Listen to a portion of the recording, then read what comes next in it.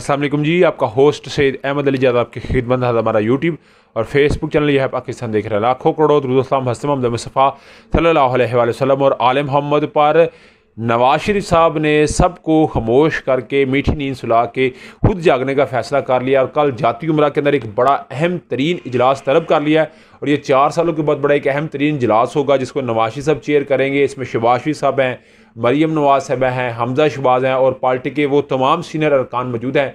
इसमें तजियाकार ये बात कहते नज़र आ रहे हैं और मेरी भी डेफिनेटली ये नज़र होगी कि कौन इसमें आया है और कौन इसमें नहीं आया। जो नहीं आएगा डेफिनेटली नाराज़गी का इज़हार है, क्योंकि पहला इजलास है। तो उसमें आप मुल्क के अंदर जो हैं उनको तो कहा गया, जो बैरून मुल्क थे उनको भी बुला लिया गया कि आप भी फिल फौर जो है पाकिस्तान पहुंचे और कल का जो इजलास है उसमें अपने शिरकत करनी है। जिस इजलास के अंदर बाकायदा तौर के ऊपर आइंदा के लाहे अमल सियासी तौर पे देखा जाएगा, किस तरह नवाज शरीफ साहब को आगे लेकर निकलना है और इंतहाबी मंशूर को देखा जाएगा और जितने हमारे प्रोजेक्ट हैं वो कहते हैं उनकी किस तरह हमने रूनुमाई करानी है। और वो जो था मुझे क्यों निकाला, और वो था कि बयानिया ये वाला जो था मुझे क्यों निकाला वाला और वोट की दे वाला, क्योंकि आप जानते हैं मुझे क्यों निकाला, इस पर तो हीन अदालत भी है। तो इससे कैसे आपने आपको पीछे लेके आना है। तो ये डेफिनेटली मुंह से निकले अल्फाज हैं और गिरा लगी हुई है, अभी मुंह से खोलनी पड़ेगी, मगर खोलनी तो है ना। तो कल एक बड़ा अहम तरीन इजलास होगा, डेफिनेटली वो आपके साथ मैं इसको डिस्कस करूंगा। मगर सारी नज़रें कल के दिन मीडिया की हों या हमारी हों, वो कल के इजलास के ऊपर डेफिनेटली मरकूज़ होंगी, जिसको कवर करना बहुत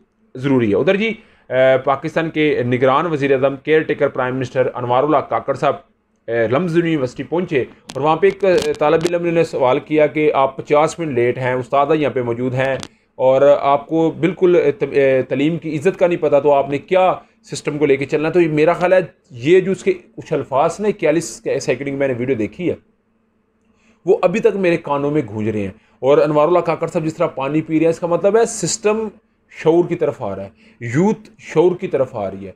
हम जैसे नौजवान और हम जैसे कई जो नौजवान हैं वो सवाल करते हैं और अनफॉर्चुनेटली पाकिस्तान में सवाल करना भी एक जुर्म है, मगर सवाल फिर करते हैं और फिर उसका जवाब देना बहुत ज़रूरी होता है। तो आज मेरा हाल अनवारुल्लाह काकड़ साहब, वो चले लिखने वाले ने ये भी लिखा था आगे कौन सी यूनिवर्सिटी का उन्होंने करना है, वज़ीर आज़म है, उन्हें करना चाहिए।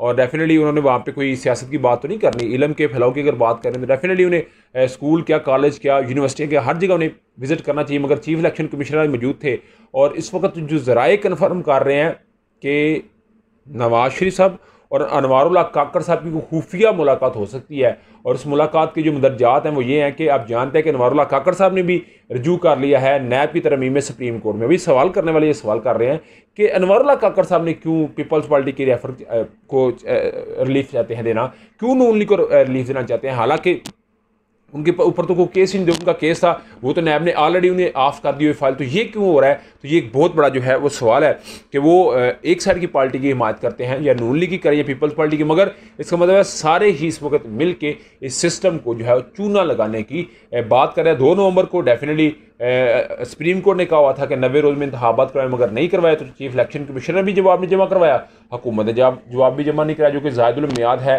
पंजाब हुकूमत। तो 2 नवंबर को क्या फैसला आएगा, एक बहुत बड़ा अपने अंदर ही सवाल होगा। शेख रशीद साहब की अगर मैं बात करूँ तो शेख रशीद अहमद साहब को जी बकायदा तौर के ऊपर वो 40 का जो जिला था उसमें रावलपिंडी, जो इस्लामाबाद हाईकोर्ट का रावलपिंडी बेंच है उसमें मिर्जा वकास साहब ने उनको जी सुरखरू किया है और डी नोटिफाई कर दिया।